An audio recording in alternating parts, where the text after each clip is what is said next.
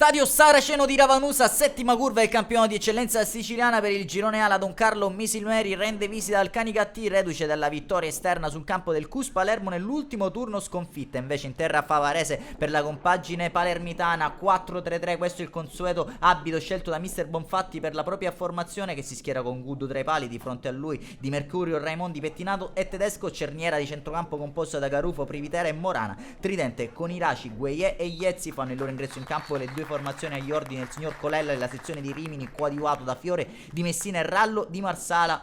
Partita condizionata come in tutta la Sicilia dal forte vento. Pronti e via, Don Carlo gestisce il primo possesso, ma sarà un monologo del Canicattì nel primo tempo che rompe il ghiaccio. Al secondo di gioco la punizione alta sopra la traversa. Al terzo minuto Di Mercurio prova a mettersi in proprio, cerca l'eurogol di giornata, sorvola la trasversale della porta di Zoom. Al settimo maturerà il vantaggio Racinaro con Iraci, che raccoglie, calamita questo pallone vicino al dischetto e lo scaraventa alle spalle di Zoom per il vantaggio dei ragazzi di mister Bonfatto. 1-0 al Saraceno di Ravanusa, ma non è ancora sazia la compagine Racinara, che al decimo ci prova con Di Mercurio, pennellata per la testa di Gueye, non inquadra lo specchio della porta. Al quarto d'ora ancora un tennis Di Mercurio, mostra i muscoli, serve Iraci, la specialità della casa, il collo esterno destro, non inquadra lo specchio della porta di Zoom. Al 25esimo recupera palla Iezzi, ci prova dalla sua mattonella Iezzi, scalda i guantoni e l'estremo difensore la Don Carlo, sempre e solo Canicattì. Al 40esimo lancio lungo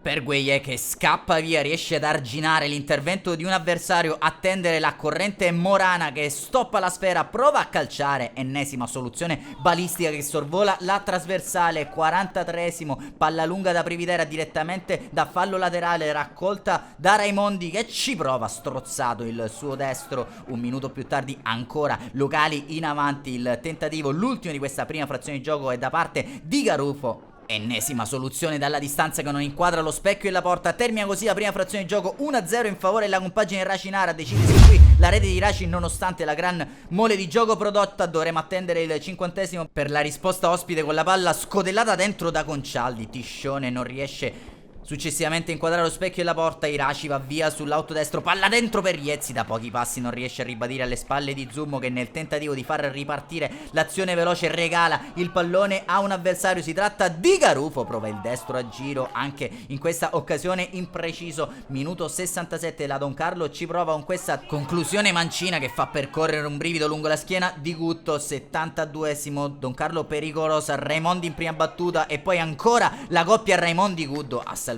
il risultato. 75esimo, la punizione di Garufo è imprecisa e sorvola di una spanna alla traversa della porta di Zoom. Ultima azione di questa sfida con il contropiede di Gradito che serve il pallone all'ultimo arrivato. Cantavenero spara a salve col mancino sulla traversa. Ultima emozione di questa sfida, triplice fischio e game over al Saraceno di Ravanusa. Canicattì si impone su Don Carlo Misilmeri per una rete a 0, decide la marcatura al settimo di gioco di Benny Raci, mantiene la vetta della classifica a quota 16 in coabitazione con la Mazzarese, la compagine di mister Bonfatto.